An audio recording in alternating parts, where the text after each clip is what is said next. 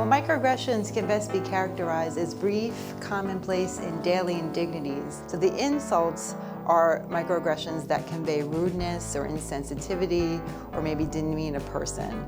So for example, maybe asking a woman engineer, oh, how did you get this job? You're kind of implying maybe she's not smart enough. Whereas a microinvalidation will be to really invalidate that person's experiential reality. If a woman gets upset at work over pay inequity, maybe she's told, oh, she's being too sensitive, or sexism is a thing of the past, you don't have to worry about that. That's really negating her experience. When people would come in to meet with me, they would ask me where Dr. Mason was. And I would stick my hand out and say, you know, here she is. There's something else I think more insidious happening here. They're meant to keep you in your place. We created the taxonomy, and it really actually gave people a place to say, yes, these experiences are happening to me, and yes, they're harmful. We then live in a culture where all this is permissible, right? And so making the joke or making the offhand comment just becomes normal, and it should never be normal. I actually went to a female colleague, a trusted colleague, and I said, do you notice this is happening? I know this person does this all the time, and she's like, he does it to me too. I was like, okay, so it's not just me. So in terms of really just seeking out that support and that validation, I find is so important, because I could just wonder, you know, just all in my head.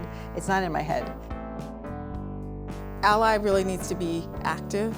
I should not be the only one having to say something when I see something sexist or racist or classist. I think too often we say, my truth is my truth, and that's it, no one else.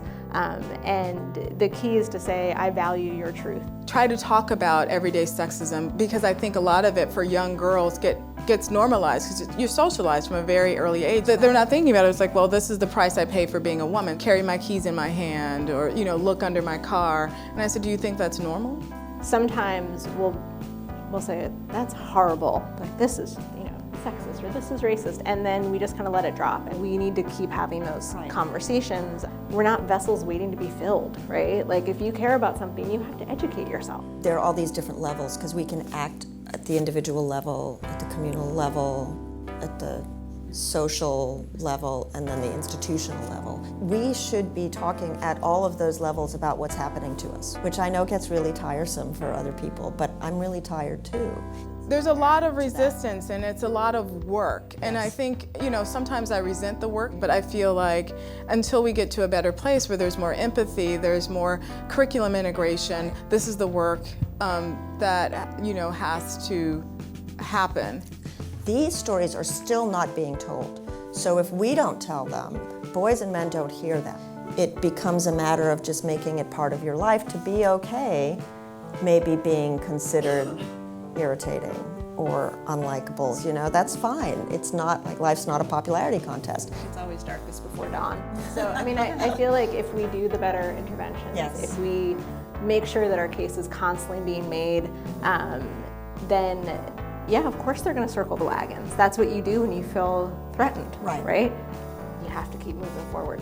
People are looking for those communities to keep that momentum going. Who cares if they circle the wagons? We're going. Some people have said that, okay, well, now I can't say anything. It's not that you should stay silent.